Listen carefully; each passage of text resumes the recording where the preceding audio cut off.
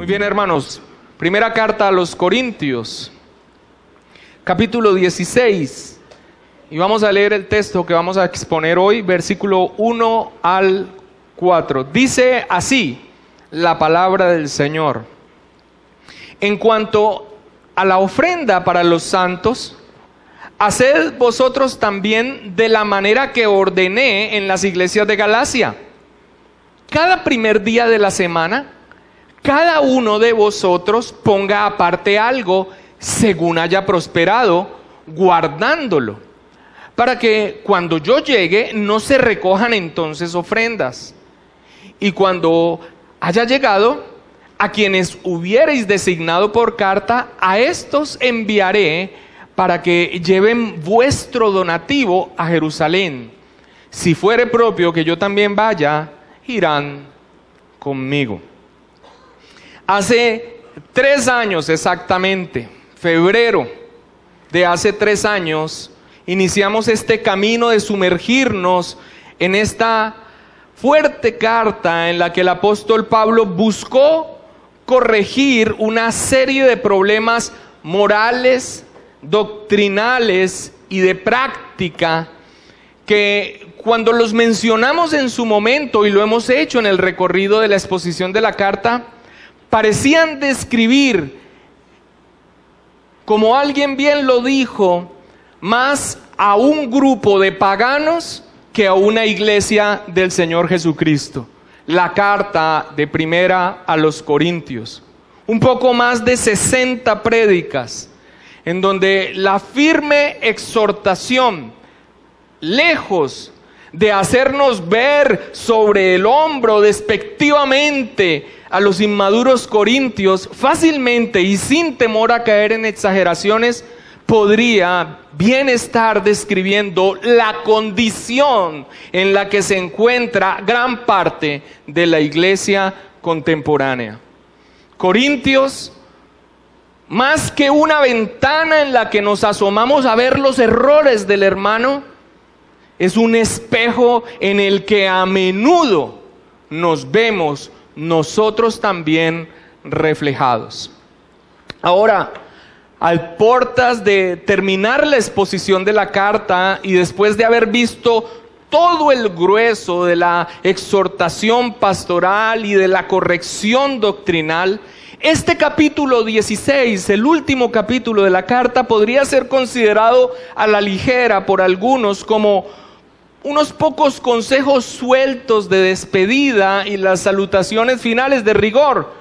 Hermanos, nada más lejos de la realidad. Aquí Pablo continúa dando respuesta a las inquietudes que los mismos corintios le formularon. Allá en el capítulo 7 les dijo: en cuanto a las cosas que me escribisteis. Y a partir de allí no ha dejado de darles toda la instrucción y la respuesta, instruyéndoles sobre las preguntas que le formularon por carta. Este capítulo 16 no es tal cosa como unos pocos consejos sueltos de despedida, y como vamos a ver al final, tampoco está desligado con el glorioso tema de la resurrección del Señor Jesucristo que pudimos ver en 1 Corintios 15.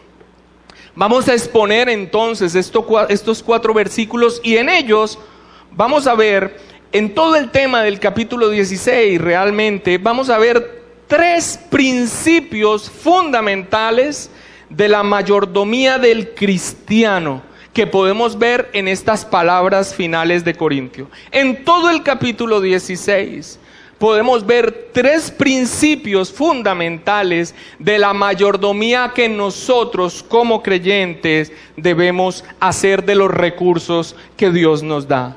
3 principios fundamentales de mayordomía de los recursos que Dios provee a su iglesia, a nosotros, a su pueblo. El primero de ellos, y en el que nos vamos a detener en esta mañana, es en torno al dinero. Principio que podemos ver en las palabras del apóstol Pablo en torno a este recurso. El segundo que veremos en las próximas predicaciones es en torno a las oportunidades que Dios en su providencia nos presenta. Y el tercero es en torno a distribuir muy bien, hacer una mayordomía en torno al recurso, entre comillas, de las personas que sirven a nuestro lado. Dinero, oportunidades y consiervos, personas que sirven a nuestro lado. Hoy vamos a ver entonces un principio importantísimo, caricaturizado, deformado, degradado al día de hoy, pero un principio bíblico que podemos ver en este texto en torno a una buena mayordomía con un recurso que Dios nos ha dado, el dinero. Versículo número 1. Dice así la palabra del Señor. Leamos una vez más el versículo 1. En cuanto a la ofrenda para los santos, haced vosotros también de la manera que ordené en las iglesias de Galacia. Esto es lo que dice este versículo 1. Ahora, es evidente que aquí Pablo está respondiendo o continúa respondiendo a una de las preguntas que los corintios le manifestaron por carta. Cuando dice, en cuanto a la ofrenda de los santos, inmediatamente nosotros nos referenciamos a lo que dijo allá en el capítulo 7, en cuanto a las cosas que me escribiste. ¿Y qué es lo que dice? Muy bien, hermanos, aquí va a dar una enseñanza, pero es importante ver el contexto de qué es lo que está aquí ordenando, qué es lo que está instruyendo Pablo. Una de las tareas que el apóstol Pablo no descuidó en su tercer viaje misionero, junto con la confirmación de las iglesias ya fundadas y la continua predicación del evangelio, fue esta: la recolección de una ofrenda especial. Una ofrenda que estaba destinada con un propósito específico: ayudar a los creyentes necesitados que estaban en Jerusalén. A ellos se refiere aquí cuando dice en cuanto a la ofrenda para los santos. ¿Cuáles santos? En el versículo 3 vamos a confirmar que estos son los creyentes que estaban en Jerusalén, de la iglesia de Jerusalén, porque nos lo confirma cuando habla del destino final de la ofrenda. Así que Pablo está instruyendo sobre una ofrenda especial, específica, para unas personas específicas, y da instrucciones al respecto. ¿Por qué esta ofrenda? Aparentemente había venido un tiempo de gran escasez en toda la región. Esto ya había sido anunciado por Ágabo, un creyente, junto con otros hermanos que bajaron de Jerusalén a la iglesia de Antioquía. Y dice el texto en Hechos capítulo 11 versículo 27 al 30. No pierda los textos de estudio, de referencia, por favor. Hechos 11, 27 al 30 nos narra acerca de esta situación especial. Dice Hechos 11, 27 al 30. En aquellos días unos profetas descendieron de Jerusalén a Antioquía. Y levantándose uno de ellos, llamado Ágabo, daba a entender por el Espíritu que vendría una gran hambre en toda la tierra habitada, la cual sucedió en tiempo de Claudio. Entonces los discípulos, cada uno conforme a lo que tenía, determinaron enviar socorro a los hermanos que habitaban en Judea, lo cual en efecto hicieron, enviándolo a los ancianos por mano de Bernabé y de Saulo. En ese momento, ante esto que se avecinaba y que el Espíritu Santo de Dios estaba anunciándole a la iglesia para su preparación, la ayuda que envió la iglesia local de Antioquía no iba a ser suficiente. Y por eso la necesidad de que las iglesias en su momento se unieran en un esfuerzo en común. De esto se trata la ofrenda.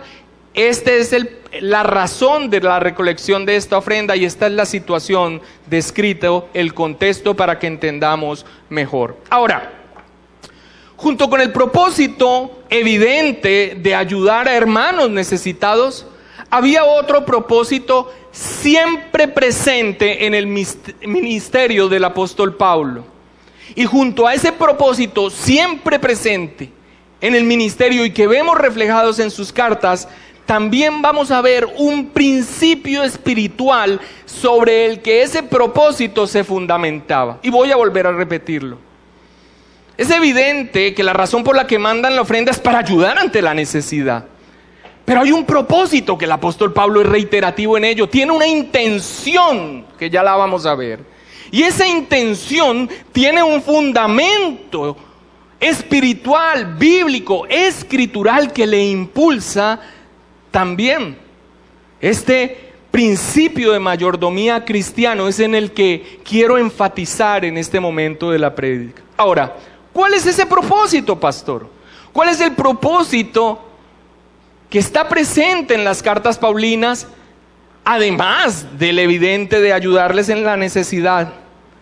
El propósito es la incansable tarea del apóstol Pablo de unir a creyentes judíos y gentiles en gratitud mutua.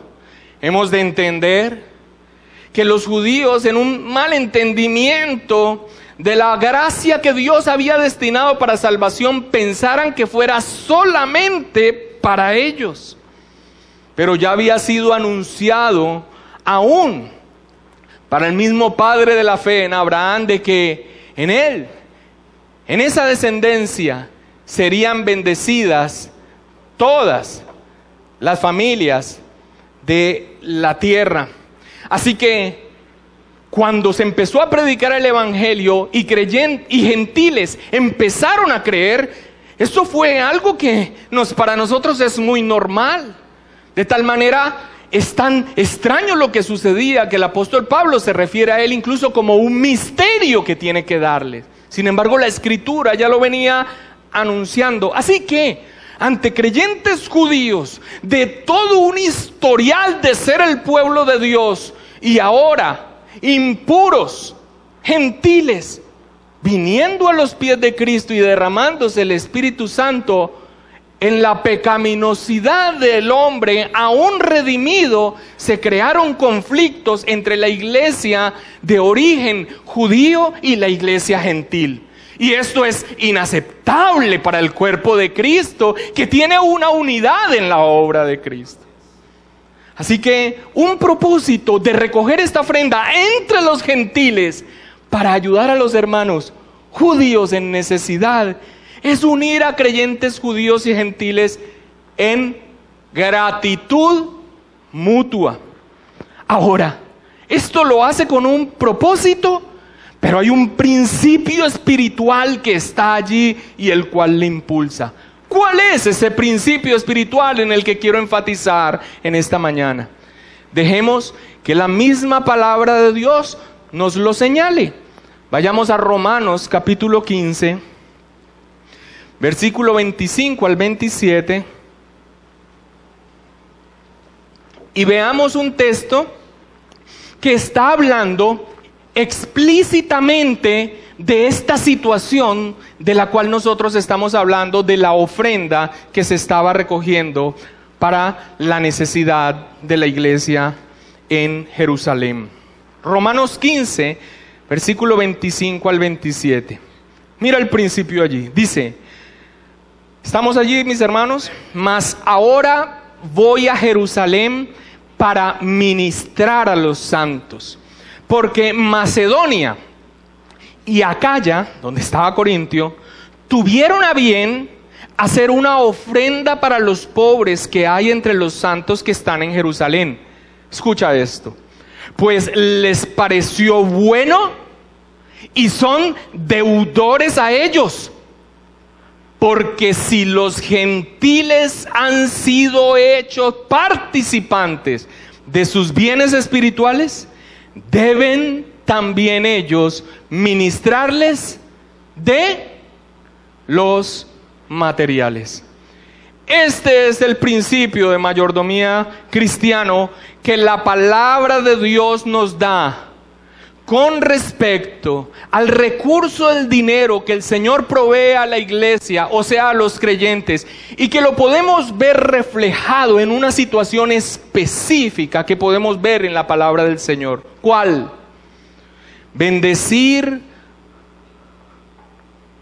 con los bienes materiales a quienes nos han bendecido espiritualmente.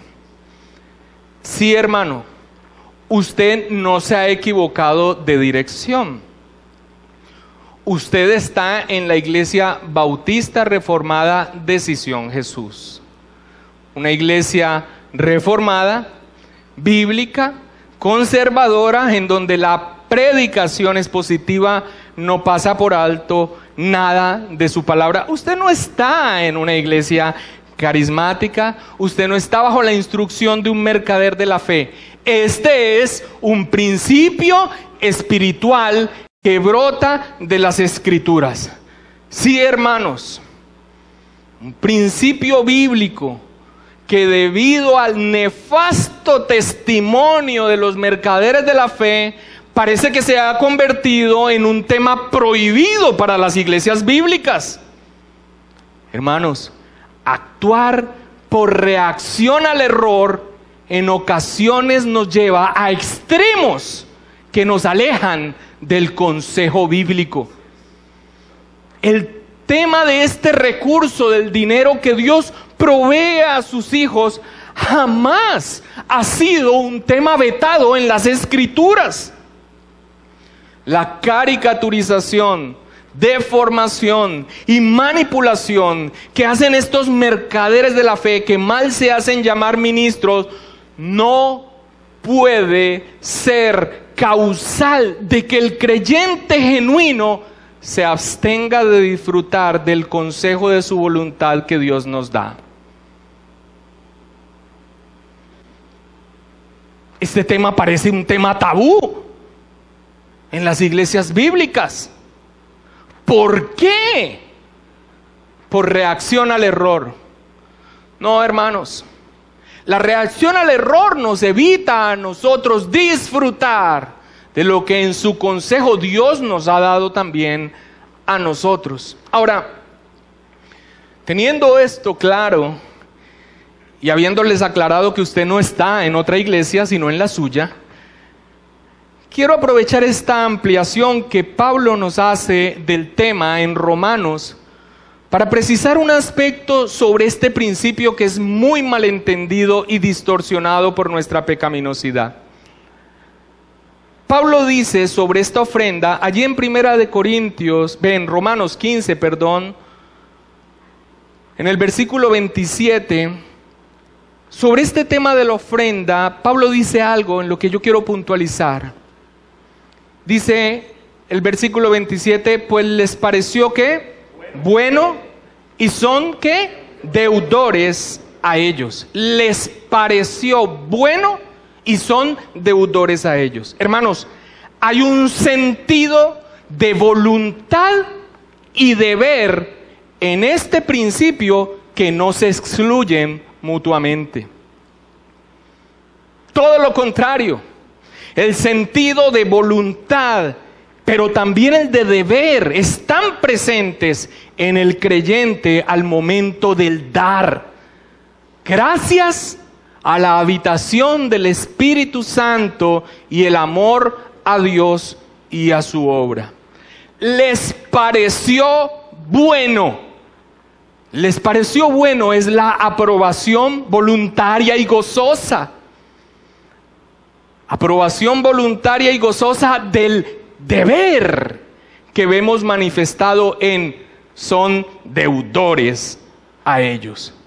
John MacArthur al respecto comenta: el deber no excluye la posibilidad de su cumplimiento voluntario y gozoso. Ahora, y le pido al Señor que no nos permita hacernos zancadilla a nosotros mismos y nos permita entender lo que la palabra nos dice con claridad. La voluntariedad no excluye, ni mucho menos contradice el carácter del deber que encontramos en este principio. Pensamos que lo que es deber y cuando se habla de voluntariedad son dos cosas totalmente distintas. Pero no es así en el creyente. Es como en todo lo que sucede en el creyente después de la obra de Cristo, de haber recibido por su obra la enorme bendición de la presencia del Espíritu Santo y su capacitación. Lo que antes era deber, que se procuraba cumplir en incapacidad, antiguo pacto, ahora es voluntad gozosa que anhela cumplir el deber. Y quiero repetirlo una vez más. Lo que antes era deber que se procuraba cumplir en incapacidad,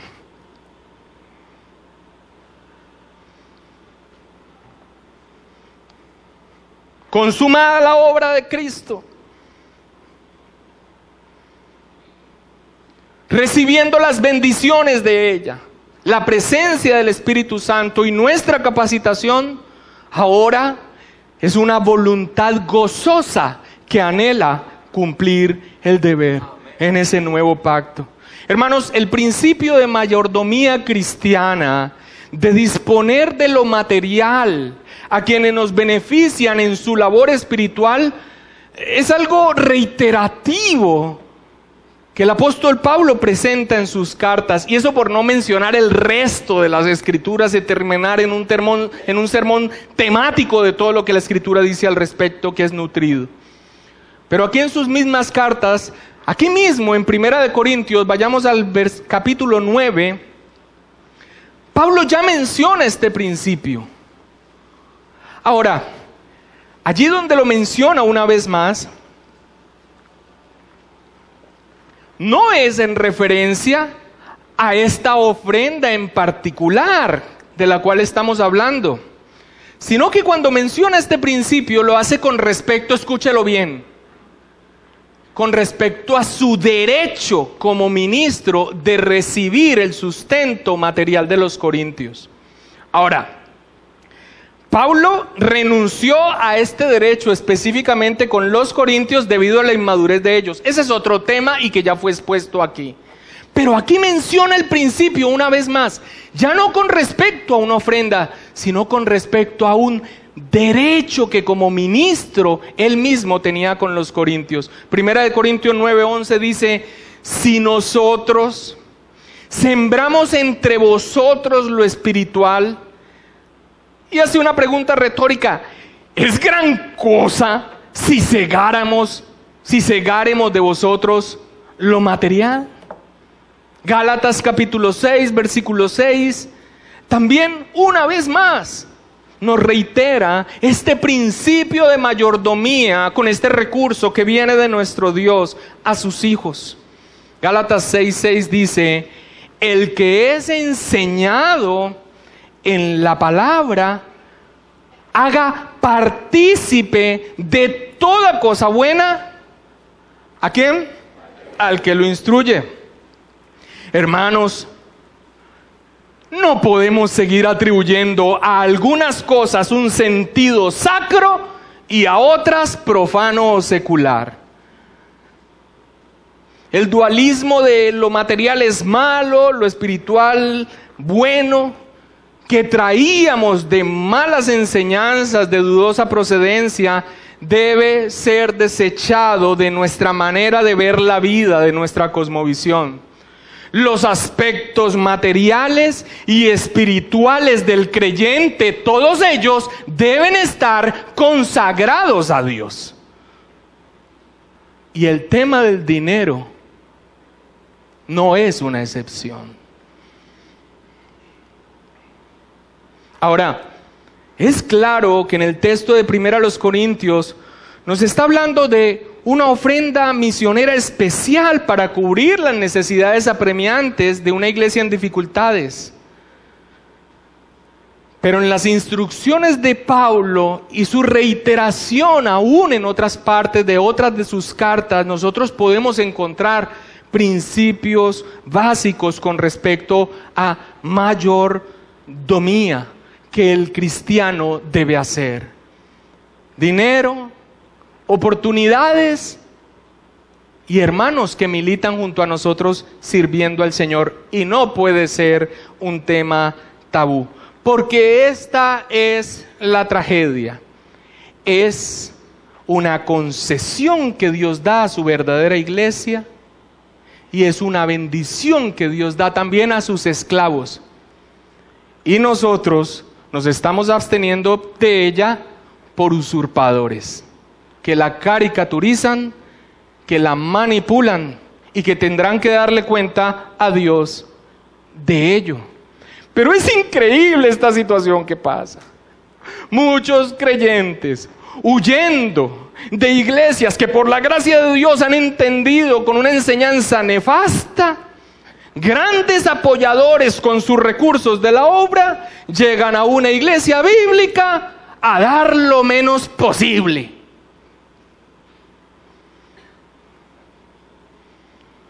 Yo no sé si el malentendimiento del tema del diezmo es una cuestión de profundización doctrinal o es una excusa que nos cae apropiadamente.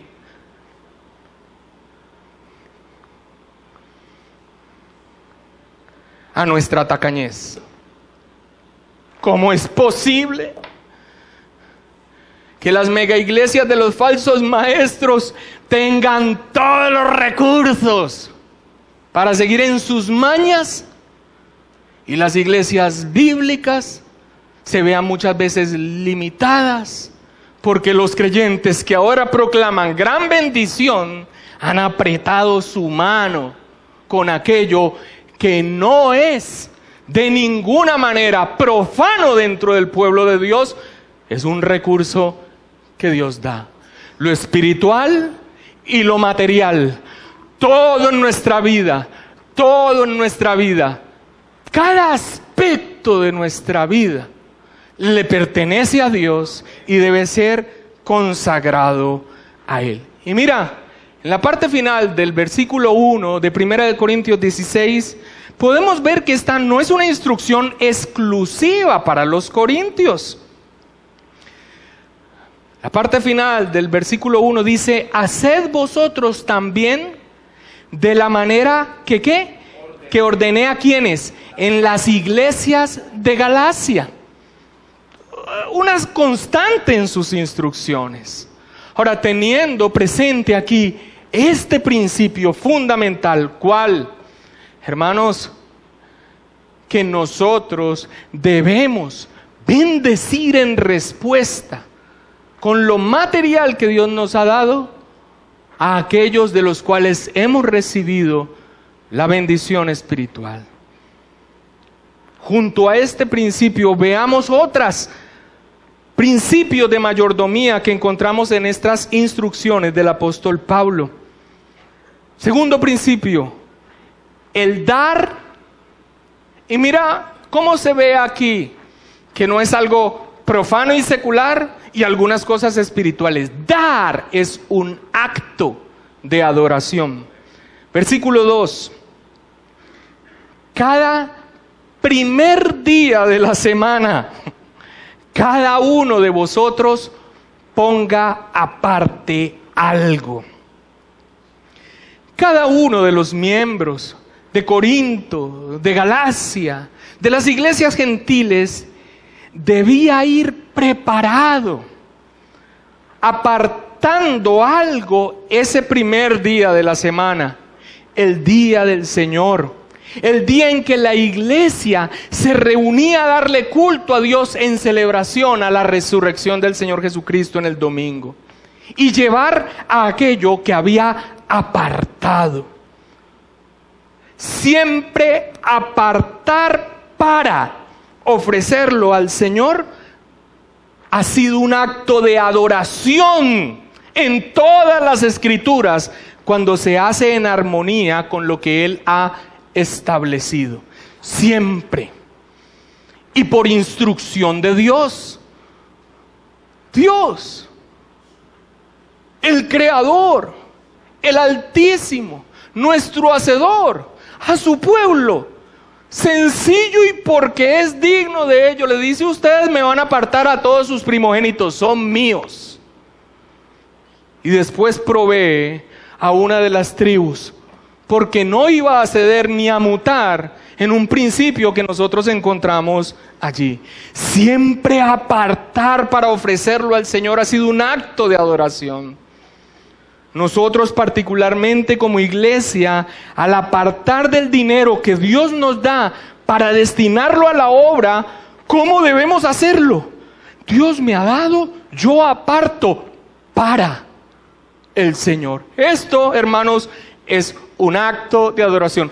¿Hay responsabilidad? Sí. ¿Estamos siendo consecuentes con lo que recibimos? Sí. Pero primariamente debe ser eso, un acto de adoración. Cuando Pablo, en el texto de Romanos 15, en el que estábamos, al final del versículo 27, le dice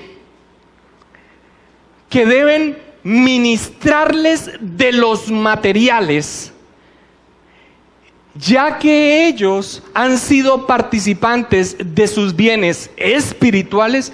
Usa una palabra cuando dice ministrarles de los materiales. Utiliza la palabra griega leiturgeo. Y leiturgeo es una referencia a un servicio sacerdotal. De allí es que nosotros obtenemos la palabra liturgia. Así que cuando Pablo está diciéndole que ellos deben leiturgeo, ministrarles lo material a aquellos que les han dado participación de lo espiritual, lo está mencionando como un servicio espiritual, como algo que va más allá simplemente del dar un recurso. John MacArthur al respecto comenta: dar en especial es un acto de servicio espiritual. Hermanos, tratar de dividir, y perdón que sea enfático en esto, tratar de dividir las áreas de nuestra vida como cosas que tienen que ver con Dios y como cosas que definitivamente están desligadas de Dios, es un error que nosotros debemos superar. ¿Cuál es el principio cristiano del trabajo? ¿Hay un principio cristiano del trabajo? Por supuesto, en Colosenses. Que trabajes como al ojo de ¿quién? De Dios y no de los hombres. Aún el trabajo. Soy un zapatero, le preguntaron a Lutero. ¿Cómo puedo yo adorar a Dios? Haz un calzado de tal calidad que dure y que sea tan apreciado que las personas puedan decir: gloria a Dios por la vida de este zapatero. Todo en nuestra vida, nosotros como creyentes, hermanos, debe ser parte de nuestra vida cristiana. Y aún el dar es un servicio sacerdotal, un acto de adoración. Mira cómo Pablo describe los recursos que la amada iglesia de Filipos le enviaba constantemente para sostener su labor ministerial. Filipenses capítulo 4, versículos 16 al 18. Si hay una carta en la que se ve un amor y un agradecimiento profundo del apóstol Pablo, es Filipenses. Y una de las razones es porque esta iglesia apoyó con recursos al apóstol Pablo. Y alguien estará pensando: tan interesado. Hermanos,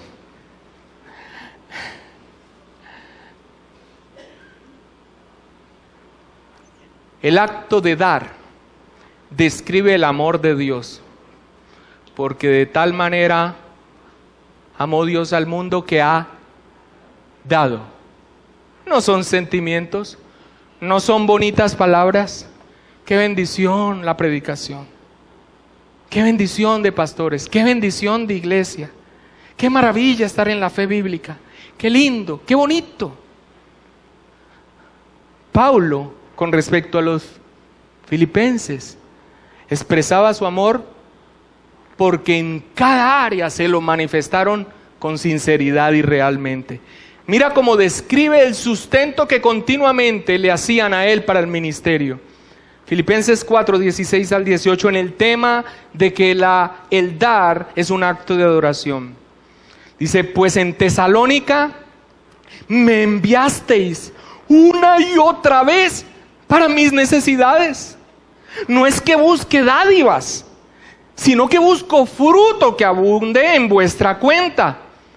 Pero todo lo he recibido y tengo abundancia, estoy lleno, habiendo recibido de Epafrodito lo que me enviaste. Y mira la descripción acerca de lo que le enviaron: olor fragante, sacrificio acepto, agradable a Dios. ¿Cómo usas esas palabras para un dinero que te mandaron para tus necesidades? Porque eso es lo que es. Olor fragante, sacrificio acepto, agradable a Dios. Eso era el dar de los filipenses al ministerio. Dar es un acto de adoración. Otro principio que encontramos es que el dar debe ser sistemático. Y este versículo 2 de 1 Corintios 15, de 1 Corintios 16, también nos enseña que este dar debía ser metódica, constante y ordenadamente. ¿En dónde lo vemos? 1 Corintios 16, 2. ¿En dónde ese dar debe ser sistemático? Dice, cada primer día de la semana. Continuamente Dios nos da, continuamente nosotros apartamos para Él. Warren Wiersbe dice al respecto: si los miembros de la iglesia de la actualidad fuesen tan sistemáticos en sus ofrendas como lo son en el manejo de sus otros aspectos financieros, la obra del Señor no sufriría como lo hace en algunas ocasiones. Sistemáticamente, en adoración continua también a Dios y de manera metódica, constante y ordenada. Es muy probable que usted esté acostumbrado a, cuando llega al culto, en el momento pedir un sobre. No está mal. Pero si nosotros vamos entendiendo cada vez más esto, no como si fuera un tema tabú y satanizándolo, y usted hace el ejercicio, así sea momentos antes de iniciar el culto, de disponer en orden lo que usted trae al Señor, esto manifiesta que usted entiende este principio, que es un principio de orden y de continuidad a la hora de un acto de adoración. Así como usamos nuestras mejores galas para venir al culto, y eso entonces ha tenido que ser organizado con anterioridad, asimismo debe ser también el dar en nosotros. Otro principio que encontramos es que el dar debe ser personal. El versículo 2 continúa diciendo: cada primer día de la semana, ¿qué? Cada uno de vosotros. El apóstol Pablo esperaba que cada uno de los miembros, en la medida que también tuviera una entrada de dinero, fuera partícipe del dar, sin importar su condición económica. Algunas personas piensan: bueno, yo no estoy bien económicamente, que lo hagan otros. Ahora, el pastor Pablo Andrés compartía al exponer este mismo texto en el seminario de la iglesia algo que le llamaba la atención. Él se preguntaba: ¿por qué el Señor no detuvo a la viuda que echó 2 blancas, esas 2 moneditas en la ofrenda que se hacían para la manutención del templo, si era todo lo que tenía, si era todo su sustento? ¿Por qué no la detuvo? No, pero ¿cómo vas a dar eso? Mira, eso está grandísimo, eso es una exageración, ¿no? La razón por la que no la detuvo es que su dar iba más allá de tan solo aportar un recurso. Se trataba de un acto de adoración que el Señor no iba a impedir y que además de eso resaltó. Así como aprobó el acto de adoración de derramar un costosísimo perfume en sus pies, mientras los más espirituales echaban calculadora abochornados del desperdicio. A veces somos tan hipócritas que para algunas cosas el dinero es el estiércol del diablo, pero para otras es como un Dios sagrado e intocable. El mamón del que hablan las Escrituras.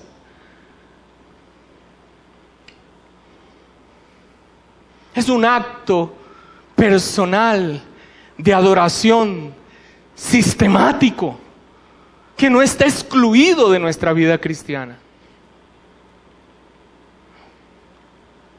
Yo le pido al Señor que nos permita poner a sus pies esas áreas que yo he dicho, esta es mía. Esto no te compete, esto no le compete a mi vida cristiana.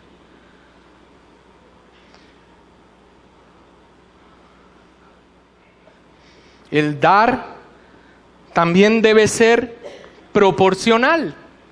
Cada primer día de la semana, cada uno de vosotros ponga aparte algo según haya prosperado. Los que por la providencia de Dios reciben más, dan más. Los que reciben menos, dan menos, pero finalmente todos dan proporcionalmente a lo que Dios les ha dado. De allí el principio bíblico del diezmo, porque es una proporción bíblica según Dios nos haya prosperado. Dice así en nuestros estatutos y en los sobres, y así lo creemos. El diezmo, la 10ª parte de los ingresos, no se impone al pueblo de Dios como una carga. Es evidente, no estamos bajo la ley, en donde la ley nos mostraba nuestra incapacidad. Pero se insiste en él como una expresión de adoración a Dios y como la norma bíblica básica, a la cual se añadirán las ofrendas y dádivas de acuerdo con las posibilidades y la disposición del corazón de cada uno, tema que hablaré ahora adelante. Warren Wiersbe comenta, indudablemente el diezmo, el 10% del ingreso personal es un buen punto de partida bíblico para comenzar nuestra mayordomía, pero no debemos quedarnos en ese nivel. A medida que el Señor nos da más, deberíamos planear dar más también. Y el último punto, mis hermanos, es que el dinero debe ser manejado apropiadamente. Versículo 3 y 4 dice: y cuando hayan llegado a quienes hubiereis designado por carta, a estos enviaré para que lleven vuestro donativo a Jerusalén. Y si fuere propio que yo también vaya, irán conmigo. El apóstol Pablo estaba consciente de lo delicado del manejo del dinero. Hablando de Tito y muy probablemente de Lucas como los enviados a recoger esa ofrenda en Corinto, mira lo que Pablo dice en 2 de Corintios 8:20. Vayamos allá, por favor.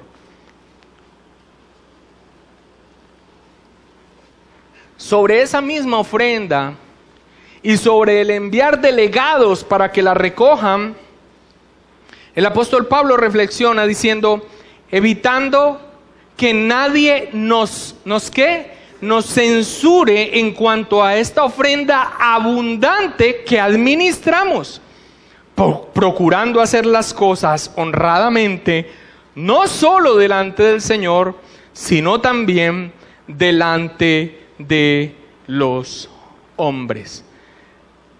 Todos, y más ahora, los ministros y quienes gobiernan la iglesia, están bajo una lupa con respecto a la administración de los recursos. ¿Por qué? Por los desmanes y el robo de aquellos que se lucran con la piedad de otros. No puede ser posible que un pastor tenga que recurrir a un escuadrón de guardaespaldas para poder ir a hacer una visita, si es que la hace, con aire acondicionado portátil a bordo, porque se acalora mucho el ungido de Dios, cosa que pasa en esta misma ciudad. No es posible que las salidas ministeriales de sus 12 sean en un crucero en Cartagena. Todos ustedes conocen a los oficiales de esta iglesia, conocen a nuestros hijos, conocen nuestras casas, conocen nuestros recursos.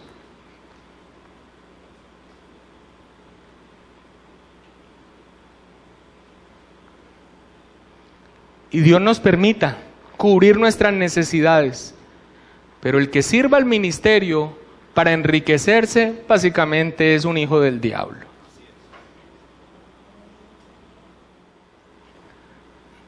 Hay personas que difieren en cuanto a registrar en un sobre los datos de lo que han apartado para la obra, so pretexto de que mi mano izquierda no debe darse cuenta de lo que hace la derecha.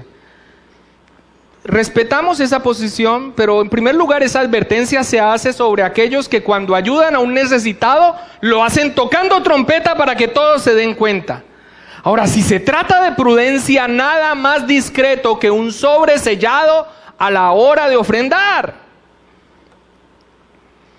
Y si se trata de proteger a los pastores para que su trato no sea preferencial con unos o de menosprecio con otros, ese es un proteccionismo que no tiene sentido, porque finalmente en una comunidad como la iglesia todos sabemos más o menos los recursos que en su providencia Dios ha dispuesto para cada familia. Nada más claro que registro de sobre, que el auxiliar contable digitaliza como entradas no anónimas y gastos establecidos en un presupuesto que se lleven en el balance de la contadora. Descuentos de ley a los emolumentos que reciben los siervos que trabajan, pagos de impuestos, somos retenedores pasivos de Retefuente, aportes al Reteica, declaración de renta anual. Se sabe que ingresó y cuál fue la fuente no anónima de ingresos y los gastos. Transparente. Y en cuanto a la distribución, cubrir las obligaciones de la iglesia, ofrendas establecidas para quienes sirven, pastores viviendo en prudencia y no ostentosamente, y asistencia a necesidades especiales de quienes pasan por dificultad. Todo ello se dará cuenta en cada asamblea conforme a lo establecido en los estatutos. De igual manera, hermanos, esto nos enseña a cada uno del manejo de la iglesia, ya a cada uno como miembro, un manejo apropiado de lo que debemos dar, de aquello que hemos apartado como un acto de adoración a Dios, en responsabilidad con la iglesia, en aplicación a la voluntad de Dios, apartar, guardar, no disponer de ello, llevar sin dilación en el día de adoración a Dios. Y quiero terminar con esta reflexión, ya que en cada punto hemos dado aplicaciones. Es bien significativo que Pablo haya entrado en este tema de la ofrenda justo después de su exposición acerca de la resurrección. En los manuscritos originales no había división en capítulos. Así que los lectores pasaban directamente del himno de victoria de Pablo en la resurrección de Cristo al tema referente al dinero. ¿No encontraste otro aparte en tu carta, Pablo, para referirte a ello? Este no es un tema profano. La doctrina y el deber van juntos, al igual que la adoración y nuestra obediencia. Hermanos, por supuesto, inmediatamente después de la proclamación del triunfo supremo de Cristo, su resurrección, se toca el tema de la ofrenda. Es el poder de la resurrección y sus beneficios al creyente el que nos impulsa a dar bajo estos principios. Padre,